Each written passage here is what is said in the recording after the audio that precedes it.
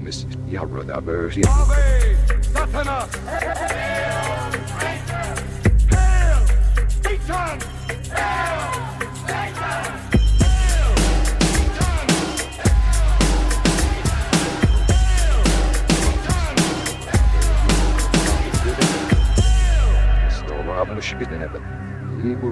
Greetings, heathens. Welcome to Hail Satan. This is the podcast exploring Satanism, culture, and life in general through the eyes of modern Satanists. I'm going to be your host today. My name is Joseph Rose.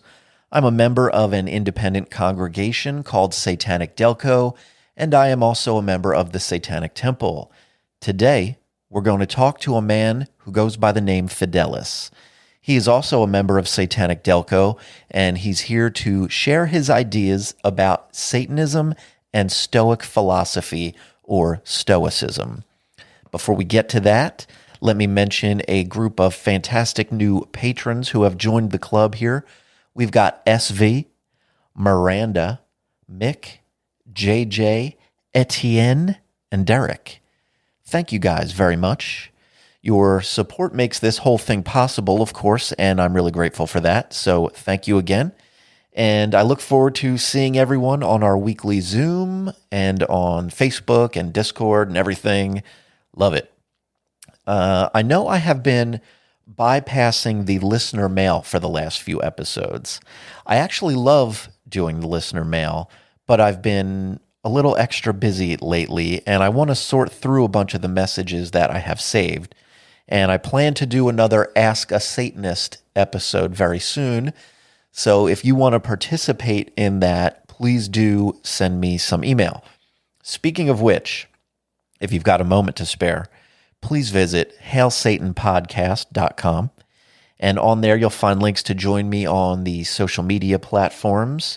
There's a form on the website where you can easily send me an email, so please do that. And of course, there's a link on there to join our Patreon. We've got a few separate tiers, and you'll get access to bonus content and Satanic Delco and the Greetings from Hell. That reminds me, our first Greetings from Hell postcard has reached, I guess, most everyone by now. Hopefully the mail has gotten to everyone.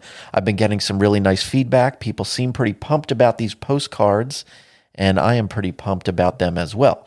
So join us there. You can find everything at hailsatanpodcast.com. And now we are joined by our guest, Fidelis. How are you doing? I'm doing great, Joseph. How are you doing? I'm good. Thank you for joining us today. I've been excited to talk to you about all of this. Likewise. So, normally I like to start at the beginning. Maybe you can tell us a little bit about what role, if any, religion played early on in your upbringing? So I grew up Catholic. My parents, one thing that I really do appreciate about growing up with my parents is they let me explore different aspects. They were okay with me exploring, Buddhism, different types of philosophy. They, anything I asked for as a kid, I was really into encyclopedias. So they never discouraged any of my curiosities. As far as religion, we went to church on Sundays. I actually did go to Catholic Sunday school. And that's where I kind of felt like it was just my duty to let my parents have that, even though I despise going to it. The things that I learned there, it's like I felt uncomfortable because I didn't feel like I was taking in the information like everybody else did. And I did everything. I did the, obviously the baptism and then the confirmation. But at some point after I joined the military, that's when I started realizing that, it's really nothing that I want to pursue or even start to, falsely claim. Yeah. So I told my parents, I'm more of an atheist kind of thing. And, they welcomed it. And obviously they had some concerns, but the more I explained to them and the reasons why, they were welcoming of it. How old were you when you realized that, maybe I just don't really believe in this? And then also, how old were you when you had that talk with your parents? Yeah, I think I was very young. I want to say I was like 11 or 12 when I started going to this Sunday school. And, I just didn't feel like it was something that applied to me in a sense that it was very like forceful, like you have to do this and you can't do this. And, you know, and if you're, a bad person, you're going to go to hell and all that. So that's when I first started to think like, maybe this isn't like a nice a nice group that I thought religion was, because before that it was just like me going to the mass, right? And then they gave you like a good like type of sermon and say give examples of what a good person should be. So it wasn't really that when we started actually studying the Bible and things like that. So that's where I started feeling kind of like feel a little bit of an outsider. I was pretty shy, so I never like went against the teacher or anything. Right. So I just kind of kept that to myself. But when I actually started talking to my parents about it, it was around, I think when I was like 18 or 17, like really close to when I was going to the military. And I think it's around the time where, they ask you what you want on your dog tags, or, what you want as, as a service member, what are your wishes are. And that's when I, this is something that's going to be on record, or something happens to me. Obviously, I should kind of discuss this with my parents first. And that's kind of where I started with that conversation with them. And from that, obviously I grew, because I was that kind of like militant atheist. And every time somebody said something about like religion, I was like, no, it's not, oh, look, you're dumb, or something like that. And it was pretty abrasive at that. I think a lot of us had that phase. Yeah, right. But, as I started to, be more in tune myself and just, maturing, that kind of faded away. And I started to actually get into the Stoicism thing. So I think that kind of helped out a little bit too. And when you did have that conversation with your parents, they were fairly understanding and reasonable about Yes. it? Cool. Yeah, they were at first, obviously they were concerned, right? Because, Sure. I think they had that inkling or that kind of thing in the back of their minds that, I may not kind of follow the whole church thing. But, because I always would be pointing out some things like, oh, hey, this is what, this religion does. And what does our religion do, or whatever, and asking those kind of questions. And I think they weren't surprised, but maybe disappointed just a little bit, because they are traditional of Hispanic, traditions. Sure. So they were a little disappointed, and again, they were a little bit of concern. But as time progressed, and I started explaining things and why I wanted to be a good person, that I didn't have to follow a Bible or a religious group, they started to understand that. And I'm glad that my parents welcomed that conversation with open arms and open ears, and they're like, I'm just proud that you're doing this for the good reasons, and not because you're gonna be a bad influence to someone else or something. Yeah, it's nice when people have that type of reaction. We've certainly heard plenty of stories where people aren't faced with that kind of reaction. Right? They get a really negative, sort of terrible pushback sometimes, and it's a bummer. But yeah, that's really cool that they were fairly understanding. Mm-hmm. Yeah. Which came first for you, Satanism or Stoicism? Stoicism came first to me. And one of the first things that I started to realize is, so the way that Stoicism came into my life is, so when I left the military, I had this like empty feeling in myself, because I had left the military and I didn't have anything, like any guidance, kind of like I was living on my own. I was like, okay, I'm going to try this thing. And I was working a lot. I was pretty much partaking in any indulgence that I wanted. So I didn't have a structure. And so like I said, I was distracting myself with work, and I started to realize that I didn't have a purpose to myself. Like, what am I doing? I'm just so curious. What do you mean by these, you were sort of indulging yourself? Was this drugs or wild sex parties? What were you getting into? So when you don't have a structure, and you're on your own. Yeah, like I drank too much. I went out with friends, and I just met up with random friends who were probably not the best kind of people. Right. Fortunately, I didn't do drugs, or anything of the hard drugs or whatever. I did some weed and all that, but I did put myself in situations where I could have gotten hurt, just because of the type of people I was hanging around with, and that that kind of made me realize it's like, hey, maybe you're attracting the wrong kind of people. Right. Because I was trying to find that, like, camaraderie again, like that type of family outside, obviously my family, but like my military brothers. Right. So I was trying to find like that family, with other people, and again, I not realize that they could possibly be a bad influence for me. So when you discovered Stoicism or started to feel attracted to it, was this after you were already out of the military? Yes. Okay. Did your experience in the military play any role in your interest? From someone like me with, only a casual beginner's knowledge of it, it almost feels like maybe the military could encourage some of those ideas. Yeah, I can see how the military could encourage those, but my experience with the military was a great experience. I did learn a lot. I definitely grew out of my shell because I used to be a very shy person. But after the military, I went ahead and kind of did the things that I wanted to pursue. And maybe it's just like, again, that was my experience. There was a lot of things that were kind of forced into your head. Yeah. Obviously, I joined right after 9/11. So a lot of people had the mentality of like, oh, we're going to go out there and do this and do the harm to other people. So, obviously I was influenced by that. Yeah.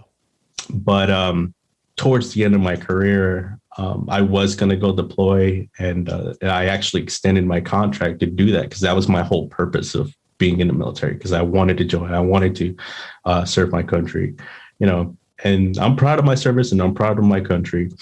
But at the same time, just little by little, I started to say, well, maybe, take back and just kind of look at it and not just follow everybody else and how everybody's feeling about this whole situation, Yeah.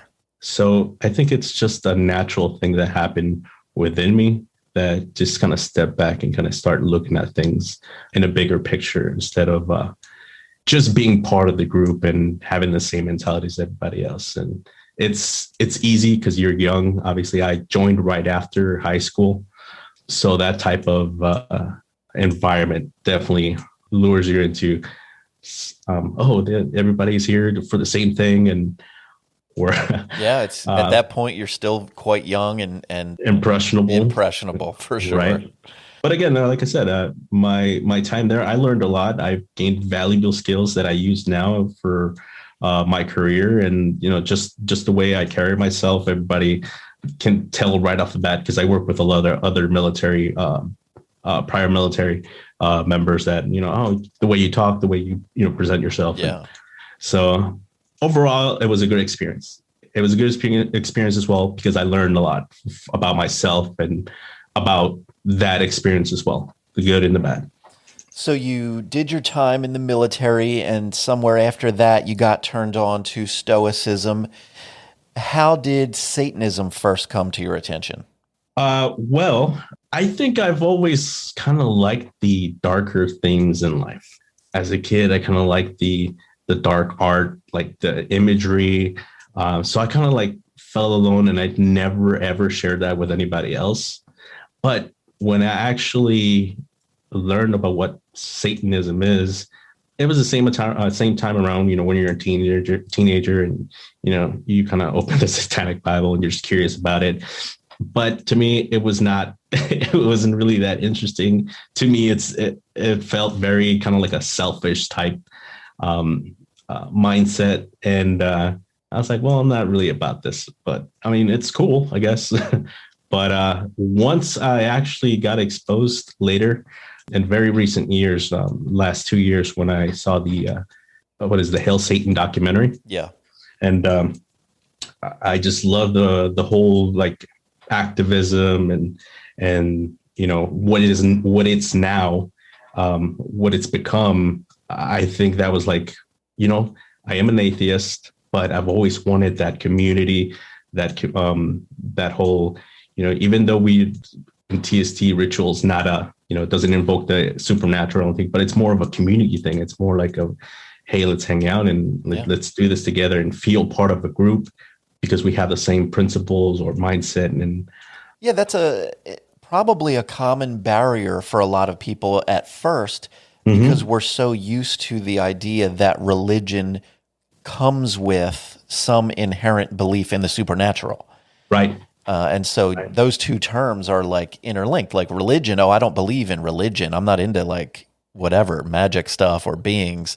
And we get to have all of the parts of a religion and just take away the supernatural stuff. Yeah. That's kind of like what I first, how I kind of approached it, because like I said, I've knew about, bits and pieces of other religions, and not every religion does the praying, or not every religion has to do a communion, so right off the bat, I was like, well, this is definitely something that could apply. And I could use this as something for me to practice essentially my atheism and the way I think about the world. And that was really nice to find out that there's actually a lot more people than I thought. Even in my circles, that, wow, you're really into that? Yeah, or open to it. Once you actually start having a conversation with people, like, oh yeah, I heard of that, and I'm like, oh really? Okay. Yeah. So let's focus a little bit on the Stoicism. I'm sure we have a good bunch of listeners who are like, well, what the fuck does that mean? I looked it up. I like to just always look up a black and white definition of something, which I have here, but maybe you want to just brush over what Stoicism means in your words.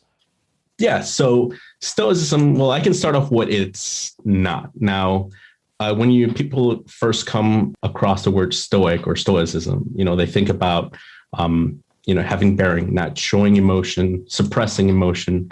But that's not what Stoicism is with a capital S. Stoic philosophy, to me, is the acknowledging of your emotions and preparing yourself for the inevitable, or checking how you're going to manifest those emotions, instead of, like not being quick to anger, not being disappointed if it's something doesn't go your way or your favor.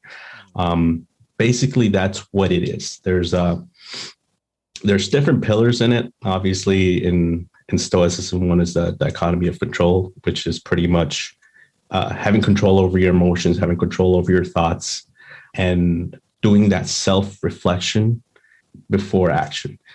And also you have the virtues like have courage, have temperance, justice, and wisdom. So as you apply those in your everyday thinking, you start to notice what it is that you can control in your life, instead of worrying about the things that you can't, essentially. Just for some background, I guess this began as an ancient Greek school of philosophy. Yes, that is correct. By Zeno.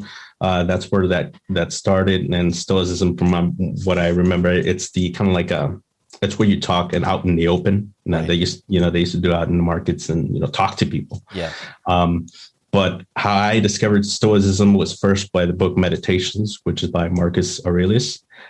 He was a Roman emperor, and he was called the philosopher emperor.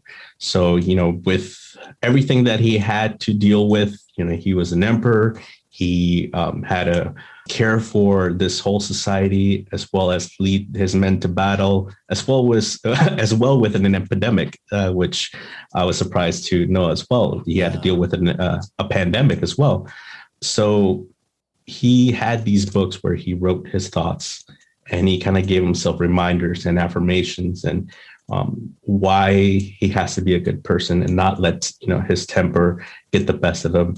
And remind himself of the mentors he had in the past and what they would say. So that self-reflection was the whole point of him writing down his thoughts, to check his thoughts, to check his mental health, essentially.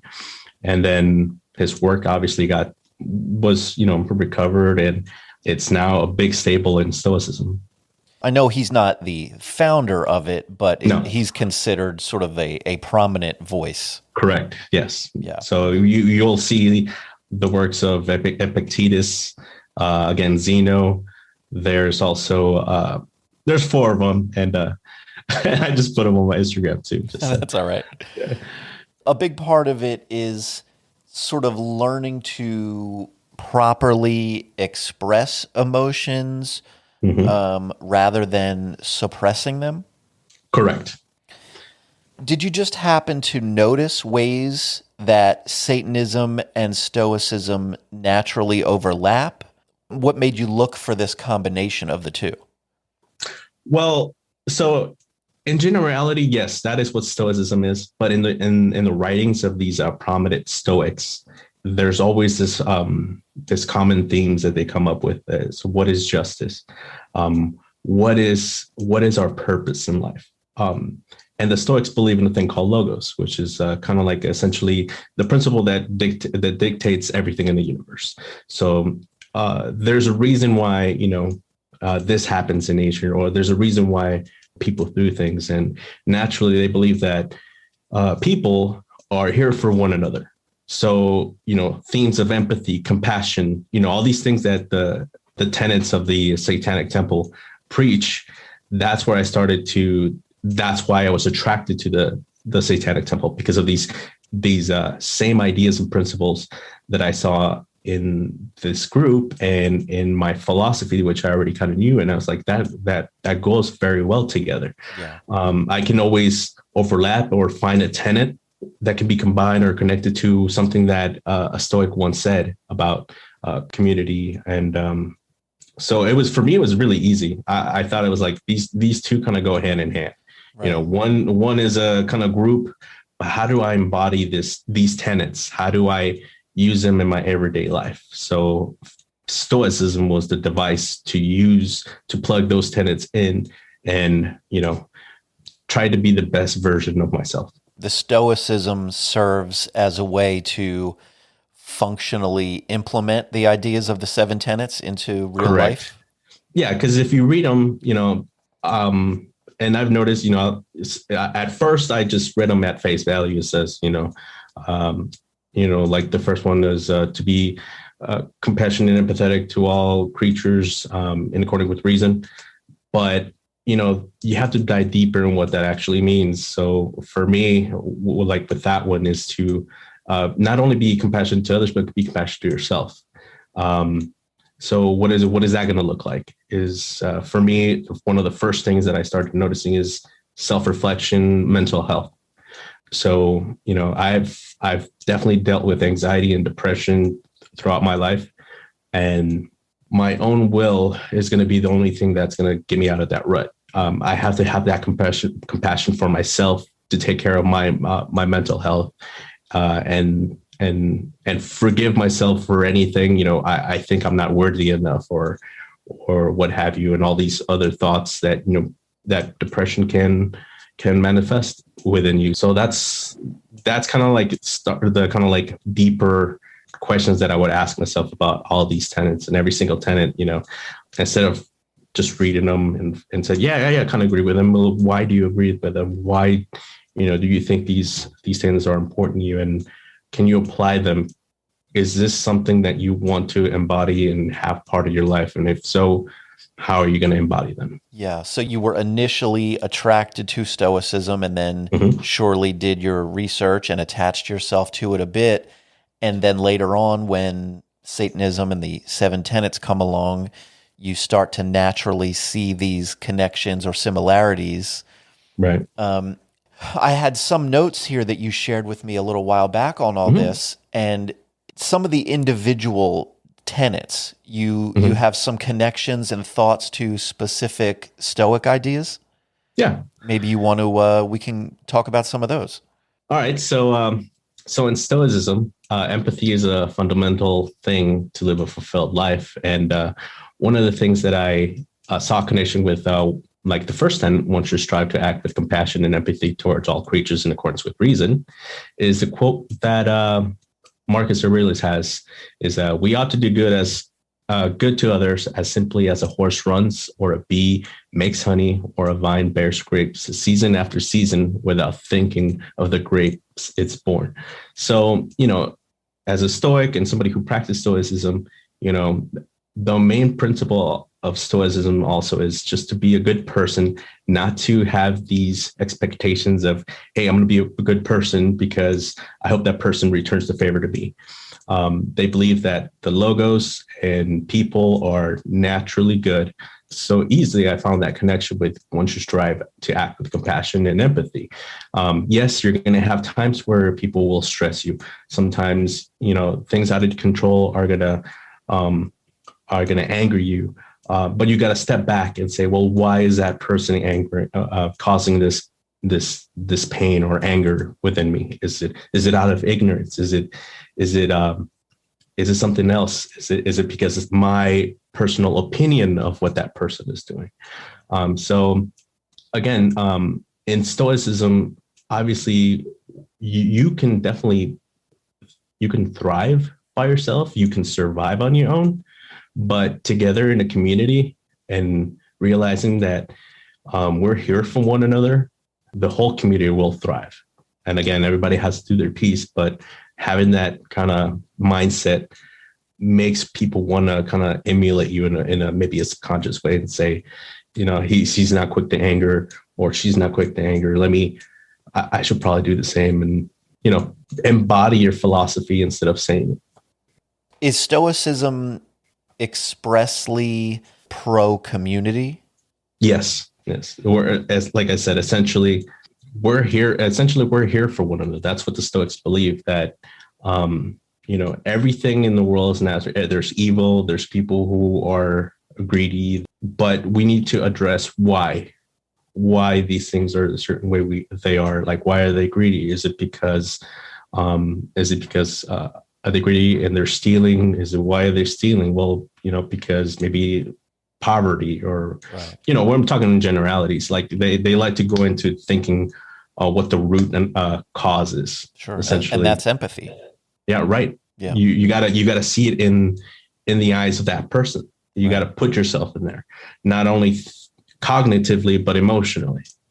All right, cool. Keep going. Give me some more of these. Yeah. All right. And then let's see, number 2, the struggle for justice is an ongoing necessary pursuit that should prevail over the laws and institutions. And again, when you think back at like ancient Greece and Rome, like they were the first kind of philosophers that, told, kind of had that discussion of what justice is.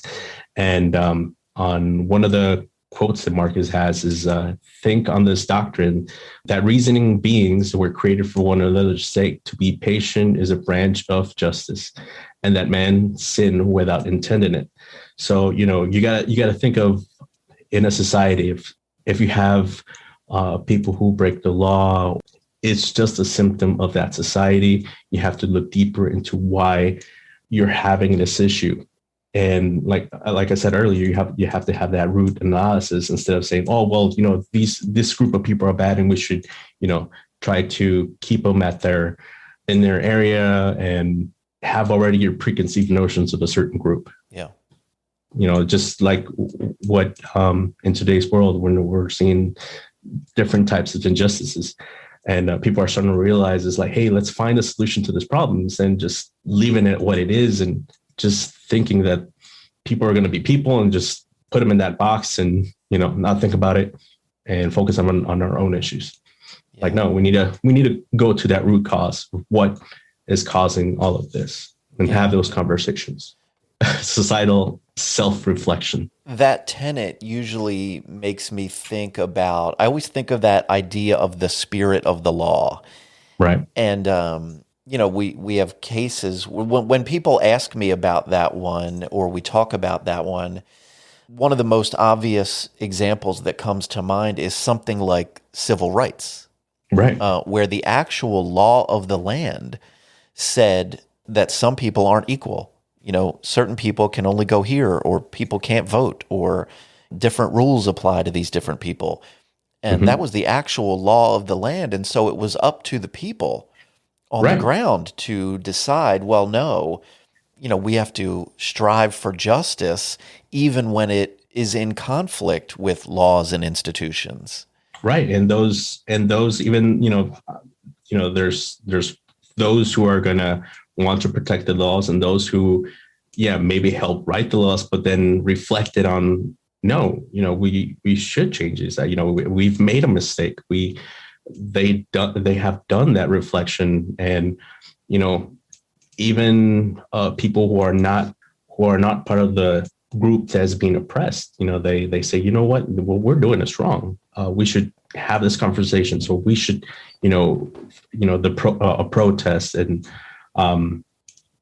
have these difficult conversations. They're doing that self-reflection. A society is doing a self-reflection of like, this isn't working for us anymore. This is not fair. This is not just. Yeah. All right, cool. Let's do it. Keep moving. All right. Number 3, one's body is inviolable, subject to one's will alone.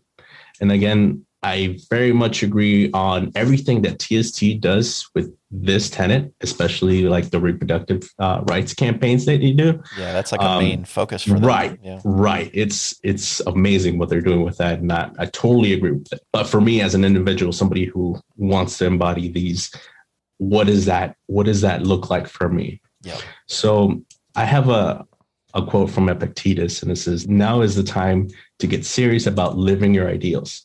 How long can you afford to put off what you really want to be? Your nobler self cannot wait any longer. Put your principles into practice now." So this to me is, yes, you have the body, but the body also includes the mind, includes everything.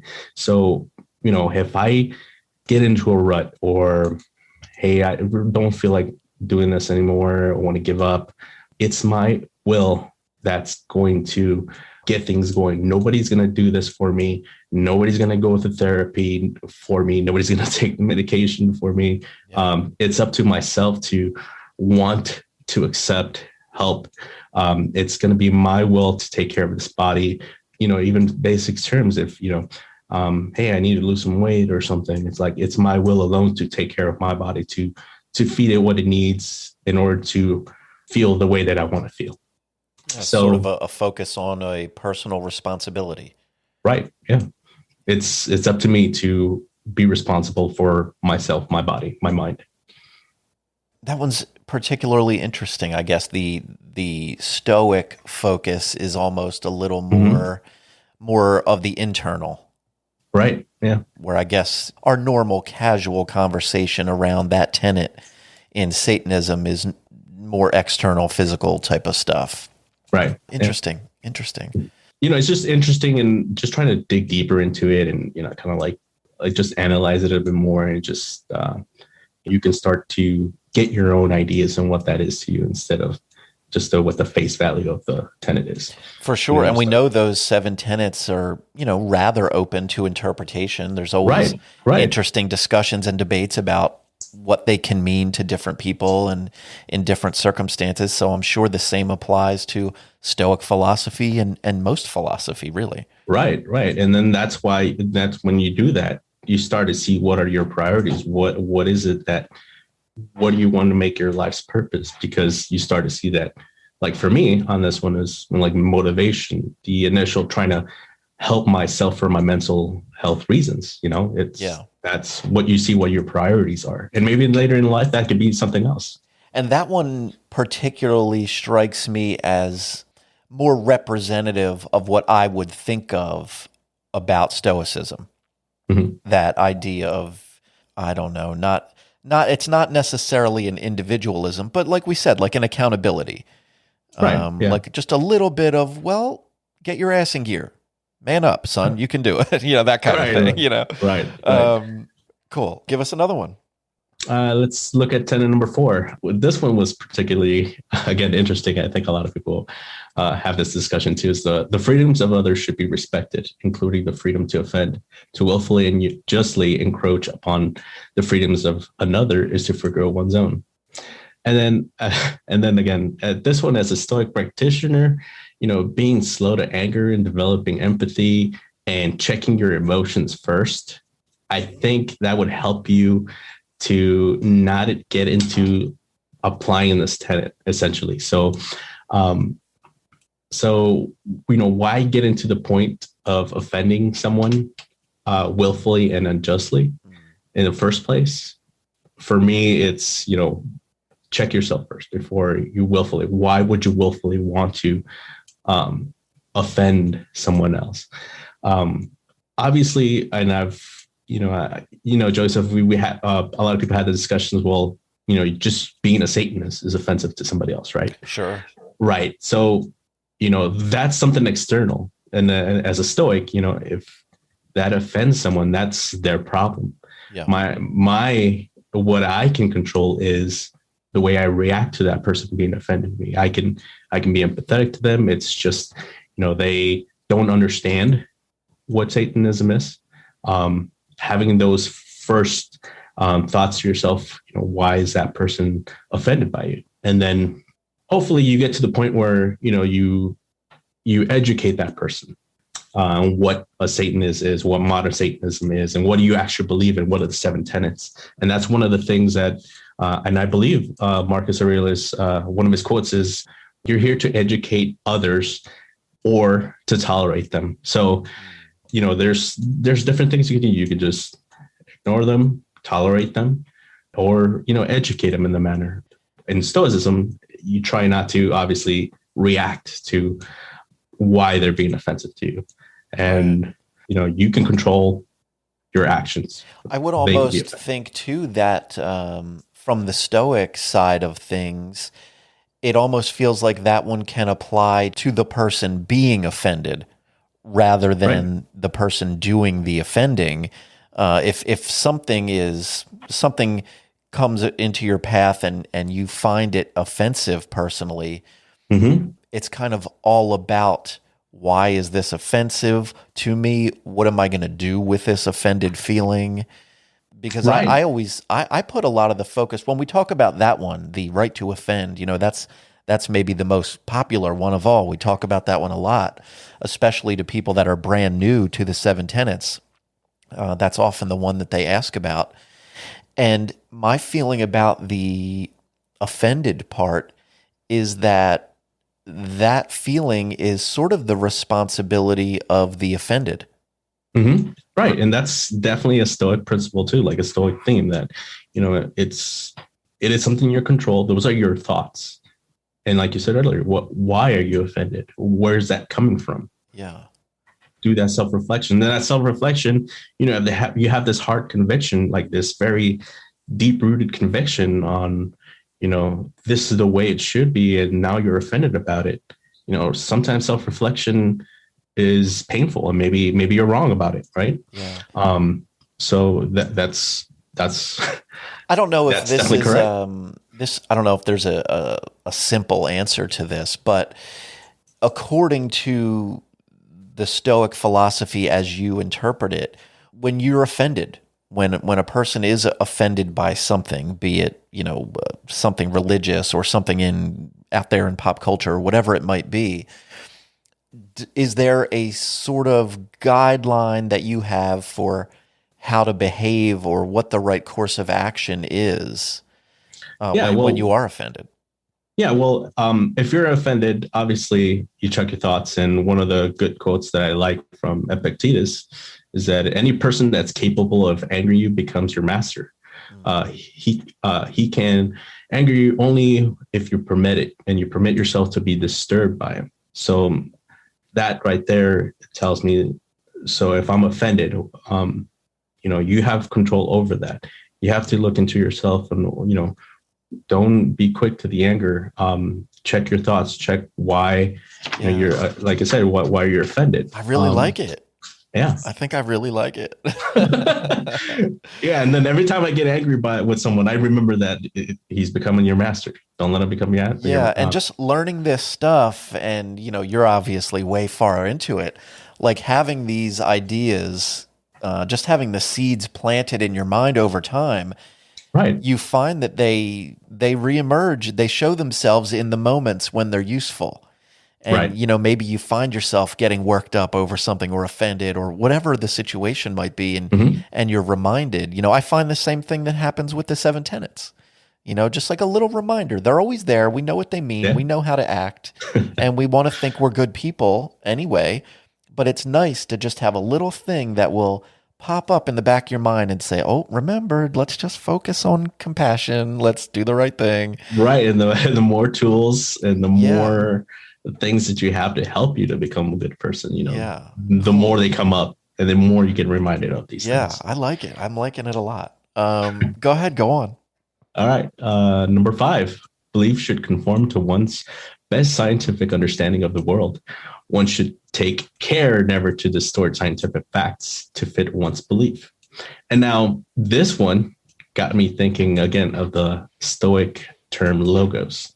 So, as you know, science explains everything in the natural world to us, you know, through the scientific method and discourse. And logos is essentially already what exists as natural law. So, you know, one quote that comes to mind right now is like the one from Marcus Aurelius. And an infected mind is a far more dangerous pestilence than any plague. And this, again, this is referring to the pandemic that he was going through with his society. And it continues with, one only threatens your life, the other destroys your character. So, you know, we have to be careful on what we do with the certain facts. We need to see for things how they are. We need to make sure that we take into account, like let's say in science, and I think this one I personally thought about, you know, people saying, well, the vaccine is I should take it if I want to because you know it's my body. I do what I want. But then, you know, there's the second tenet where you have to be compassionate to others, and being compassionate to others is to, you know, make sure that you do your part for the community, for everyone. And again, that's my personal thoughts on it. Naturally, the virus is something natural. We have our science. We have our knowledge of what a vaccine can do for you. And with applying this and my Stoic philosophy is like, what are my actions? Are they for myself, my selfishness, or are they for the greater good? And that's how kind of I see this one, and apply it to Stoicism is, you know, there's things natural in the world, and, you know, things can be explained, and I'm going to make my best decision. And I decided to take the vaccine because I want to care for the rest of the community, not just for myself. So also, Marcus Aurelius was a seeker of truth. He always wanted to, you know, get down to what the truth of things were and not just see them as, you know, as they were. And he was glad to, you know, take on responsibility for something that he had a wrong perspective of. And that's one of the quotes where he says, if anyone can refute me, show me I'm making a mistake or looking at things from a wrong perspective, I'll gladly change. It is the truth I'm after, and the truth never harmed anyone. Yeah. And that's in Meditations. Yeah. That's such an important idea that I think everybody everywhere would be better off if they had a little bit more of that willingness to be wrong. Right. It's such a hard thing sometimes, you know, it's so tough on the ego. Right. To be wrong and to be in a position where, especially if it involves the public in any way, or even a group, you know, your family, your friends, your schoolmates, whatever it could be, it's so hard to be wrong sometimes. But as an older guy, you know, as I've gotten older, I've been way more willing and okay with the idea that, oh, I was wrong. You know, my bad. Right. You know, I'm sorry. Let me figure this out, you know? Right. But man, as a younger guy, that was so hard. Yeah. The ego really does not want to be wrong. No. And especially when, let's say you're in the military and you're around all these other military people who, you know, you just influence and you know, feed from each other's energies. Like, no, we're this, and, you know, no, I'm made of diamonds. Nobody can touch me, right. Kind of thing attitude. And yeah, it's hard sometimes. And it's harder for, even if you're older and you had these, certain beliefs or had a certain conviction, and you slowly trying to realize that maybe you were wrong this whole time, and there's nothing wrong with that. Yeah, sometimes it does take a while, but Right. yeah, man, it's such an important quality. I think the sooner everybody can get hip to just being okay with that, Yeah. the better we all are as individuals. Yeah. And so, yeah, like you said, sometimes self-awareness can hurt. Yes, for sure. You just have to be willing to be wrong. And I've found that it's not bad at all. I've found that people, when you're sincere and you admit you're wrong, or you seek the truth or whatever it might be, I feel like generally people are pretty accommodating to that. When you're sincere, people will more often than not accept it, and be with you. Cool. Let's keep it going. All right. Let's see. We're on number 6. People are fallible. If one makes a mistake, one should do one's best to rectify it and resolve any harm that might have been caused. Yeah, there it is. Yeah. So one of the things that I definitely noticed when I was reading Meditations is a quote by Marcus Aurelius is, when you are offended at any man's fault, immediately turn to yourself and reflect, in what manner have you yourself have wronged? So if somebody makes a mistake or it causes you a certain kind of pain or anything, you got to have that in the back of your mind that, you're also fallible. You make those mistakes as well. You can't be a hypocrite and, turn your back on someone because they made the mistakes that you have. You can decide to either educate or, again, forgive depending on the circumstance. And that's kind of like a individual type perspective on this. And let's say in a society, again, we're all humans. When you put us all together, we're going to do some great things and we're going to do some not great things. So, so when I think about this is, instead of seeing crime as something that if you committed the crime, that's what you are. You're a criminal now. And if society at some point has to find ways to let that person give themselves another chance. I can also think of this like in terms of ego, and ego can be in the enemy. If we're not willing to become self-aware of our, convictions, our behaviors, or words in the first place, then we are setting ourselves up to either offend, hurt, or dismiss those who are truly seeking redemption. So you gotta give others the opportunity, because we're all gonna make mistakes. Yeah, when we talk about that tenet, the people are fallible, we're normally focused on the idea that, like, when it's us, when me, the individual, has made the mistake and now I'm seeking forgiveness or I'm seeking to make it right. We focus on that side of it. But then there is the other side of it that I'd been giving a little more thought to recently. I posted a little bit for discussion in our group in Satanic Delco, focusing on the sort of the other side of that one, where I think that the question I ended up asking was simply, which do you value more, justice or forgiveness? Because when that person, according to that tenet, is they've realized they're fallible, they've made a mistake, they want to do it, they want to make it right, and part of that might require your forgiveness. Right. And so they're making the effort, they're seeking to make it right, and now it's up to you. Now, are you just focused on justice? Are you focused on this ideal of you must pay and you did this wrong and now you have to live with it? Or can there be genuine forgiveness? And man, we could probably talk for an hour just about that. The idea of who even benefits more from that forgiveness. It's hard to say. The person seeking forgiveness, surely they need that will help them. But I've found that carrying that grudge or denying that forgiveness can be just as troublesome. Right. It can eat you. It can eat you for a long time. It can bring up other emotions, anger. Yeah.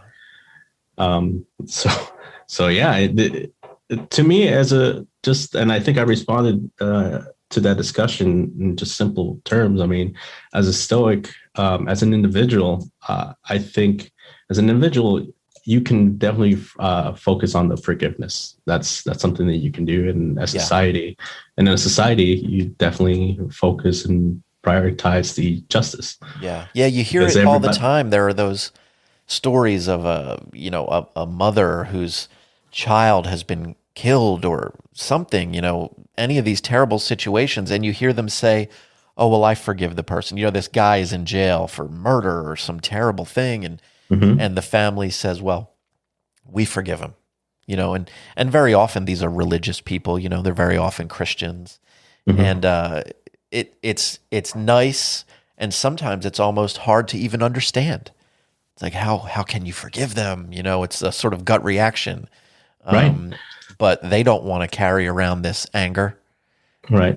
for the rest of their lives. And it probably just benefits everyone more to lean toward the forgiveness.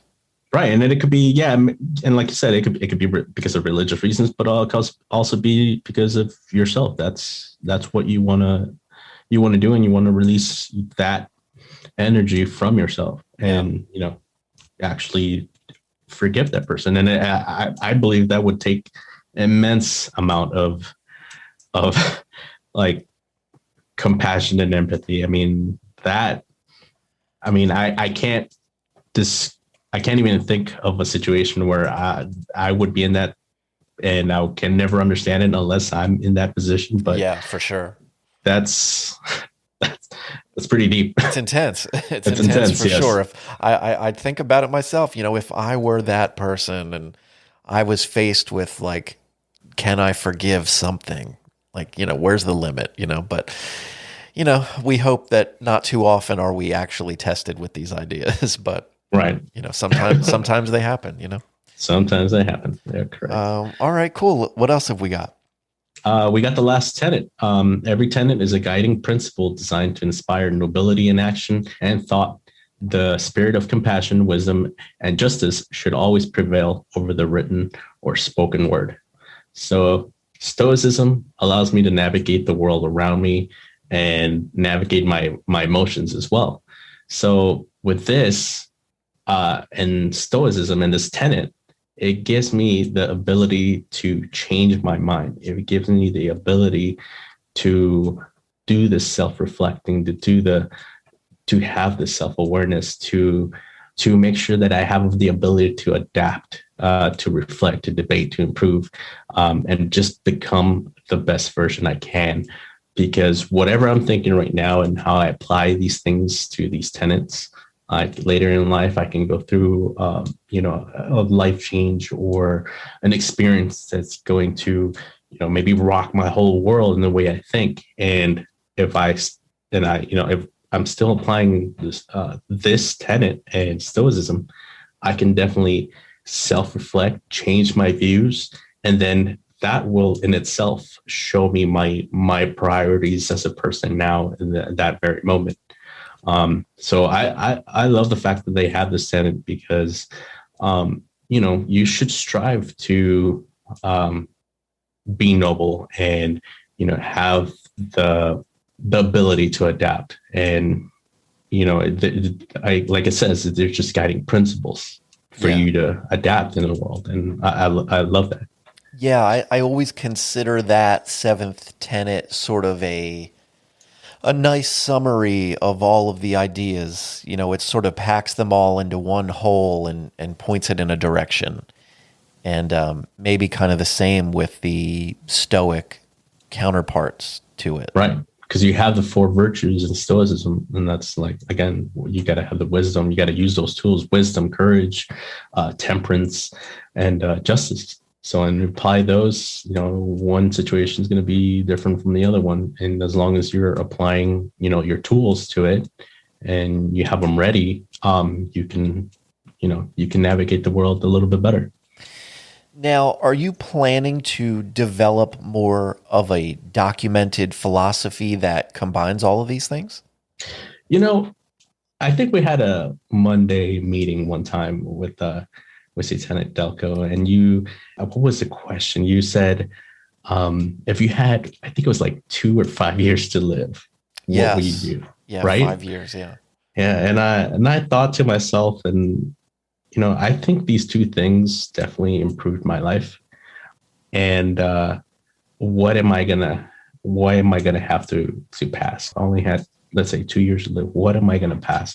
And the only thing I think right now is hopefully people remember me for my character, but also like this knowledge would be nice to pass on to someone else, thinking like, well, maybe what if you kind of put this all down in written form or something. And so I was like, well, let me try and see kind of how interested people may be. And that's actually how I decided to start that Instagram page, the Satanic Stoic Philosophy. Yeah, And, I definitely am going to, by all means, tell people where they can find you and learn all about this stuff. But yeah, I was wondering if you were planning to actually really lay this out somewhere or connect all your thoughts a bit on it. Right. I thought that was a really cool idea. But at first, like I said, I was just like, these are my personal experiences with these two, philosophies. And, let me see how I can take this and how I can, put it together. And if people are really interested, and probably something that I would be very interested in doing. So. Cool. Yeah, well, for one, cool. I hope you do it, man. I am really interested. I forget where you first mentioned all this, where I saw it somewhere in Satanic Delco or on one of our chats, but I was interested right away, and seeing some of your notes and listening to you today, I am just a huge fan of this idea, and I can't wait to see more and learn more about it. Well, I'm glad, Joseph. Like I said, I've been excited to talk about this because it's easy to talk about Stoicism, right? But it's not easy to talk to other people who may or may not take it in a positive way with the satanic spin on it. And we've chatted a bit. I mean, we're so young in this modern Satanism, certainly as it relates to the Satanic Temple and their ideals. And there's so much room for interpretation in those tenets. And there is certainly plenty of room for people to formulate their own philosophies and put their own spin on it. I think it's a great time for such a thing. Right. And I think we had a conversation last meeting about like chapter leaders and, things and conflicts and misinterpretations and maybe some people may call it misleadership.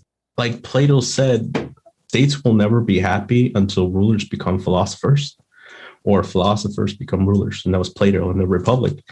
And so if we apply a little bit of philosophy into TST or some of the chapters, I think that can harbor good discussions where we want to take this modern Satanism. And I think also that if people start to see that, we're doing this self-reflection that, I keep talking about, and embody these tenets, people are going to start seeing that, look, we thought they were just a group of trolls, they're actually a religious group that actually wants to do good.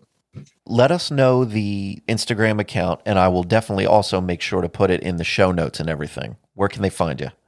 Yeah, so they can find me on Instagram at Satanic Stoic Philosophy. That's all together.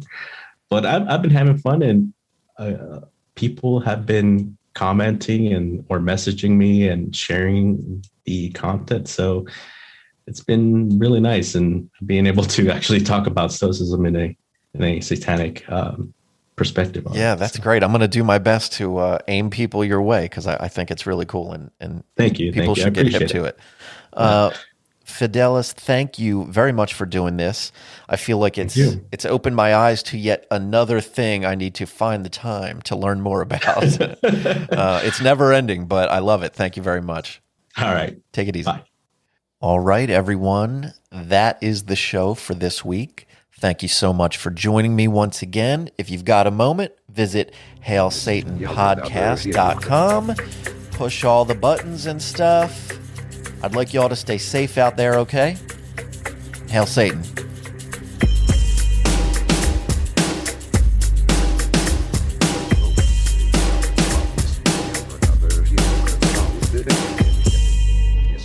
Sunu şükredin evde.